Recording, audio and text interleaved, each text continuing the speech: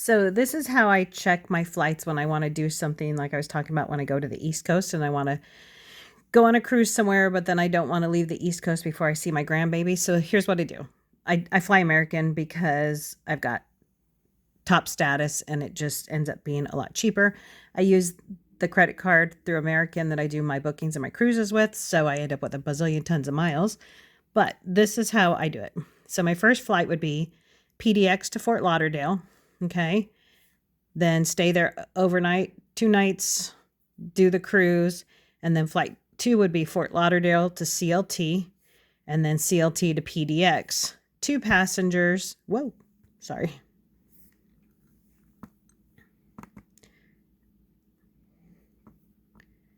Sorry. 2 passengers, and then I would just hit search. And like the cruise, unfortunately, this one I have to do a call-in after I figure out what the flights are and have my itinerary kind of scheduled out, because if I'm going to use my free cruise fare, wrong word. If I'm going to use my companion fare, then I have to actually do it through a phone call to them. It's running a little bit slow, probably because I pushed a bazillion buttons, but we wait patiently for it. And this is what it came up with. So if we left Saturday morning, it requires 2 stops, which I kind of hate, but because you never know, you never know if you're going to get stuck somewhere. But anyway, if we left at 8:01 on Saturday morning, we'd get in there at 6:03 p.m. If we left at noon, we'd get in at 10:12 p.m. This one has a short connection time at DFW. DFW is a humongous airport, so I probably would not be doing that one. So it most likely would be this one. It's a total of 7 hours and 2 minutes for that flight. This one, 5 a.m. Ooh, that's better. You get in at 4:06, but you're leaving at the crack of dawn. Anyway, those are 2 cheap flights. 747 round trip for the whole total trip, which is really kind of cool. So let's just say I like to get in a little bit earlier. So let's say we choose this one. And I'm not going to do premium. I'm just going to do main cabin. And your options are basic economy or the main cabin. And for this one, because of possibly needing to change it, I'm going to choose not basic economy, but main cabin, because you're able to get a refund. You're also able to make changes. And instead of 2 miles to the dollar for my points, I get 5 miles to the dollar for my points. So I'm going to select this one. And then it has you select the next flight. And I would be writing all of this down to do the call-in if I decide I want to do this one. So flight 2 is Fort Lauderdale to Charlotte. Now, I cannot leave at these early morning flights because, remember, you don't sometimes get off the cruise till 9:30 or 10 o'clock. So my reality is probably the earliest one I could book would be this 1:35, but I don't like to pay a whole bunch of extra, so I'm probably going to go with this 3:19, and that'll get me to my daughter's house at around dinner time, which is actually a really good time to end up there. And that gives me time in case something happens in the morning, something happens getting to the airport. You never know. But if not, it just gives me some running around time in Fort Lauderdale. Same thing, I'm going to choose main cabin on this one. You cannot cross your fares. And then the last one would be my flight to PDX, the coming home flight. So Charlotte to Portland. That one I know I want to go as late as possible, and I want to do the nonstop. This is the flight I take. 1849. I do this flight literally once a month. Well, actually, I do it or Mike does it. So 882 is a little high. So when I get done with this, I'm actually going to go back and I'm going to check the difference because it is spring break and all of Oregon is on spring break. So it tends to be a little bit higher.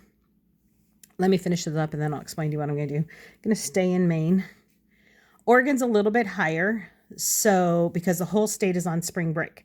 So this total cost of $882 I might actually go look and see what the difference would be to go to SeaTac, because that's only 2 hours away. And if it's a huge difference, it's definitely worth the money to drive 2 hours to go out of Seattle instead of 45 minutes to go out of Portland. Anyway, so our total price per person would be $882, which would be $1,763 for all of those flights. And I would get to see my grandbabies, go on the cruise, and spend 2 days in Fort Lauderdale. So even at $1,700, that's a pretty decent price. But with my companion fare, it'd be $882 for both of us. So that's pretty cool. Give me just a moment. I'm going to go back and do the exact same thing, but flying out of SeaTac, and we'll see what the difference in price is.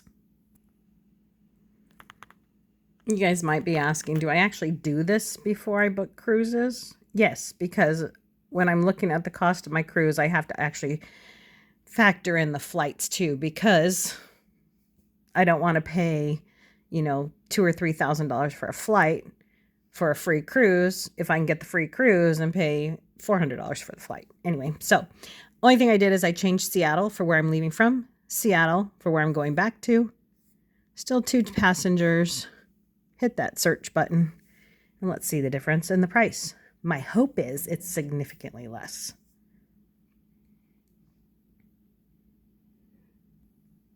All right, so here we go. Seattle to Fort Lauderdale on March 28th.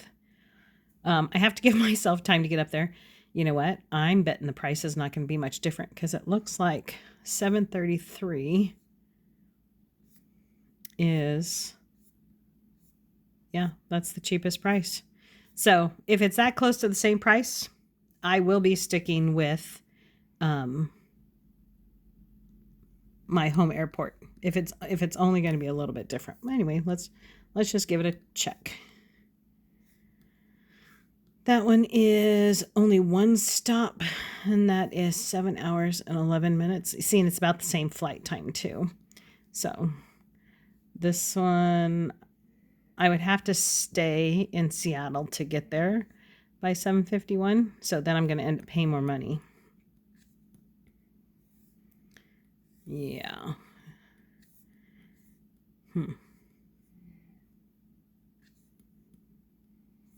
So these ones that are early in the morning, those are pretty much a no-go. But that's funny. That one's actually connects in CLT, which is where I'm going to be going to. That's hilarious. This is not going to be our best bet, but I'll just look at this one just to be on the safe side. Yeah, $868 is what the main cabin price is. So it's going to be exactly the same price. So I'm going to go out of Portland for this flight.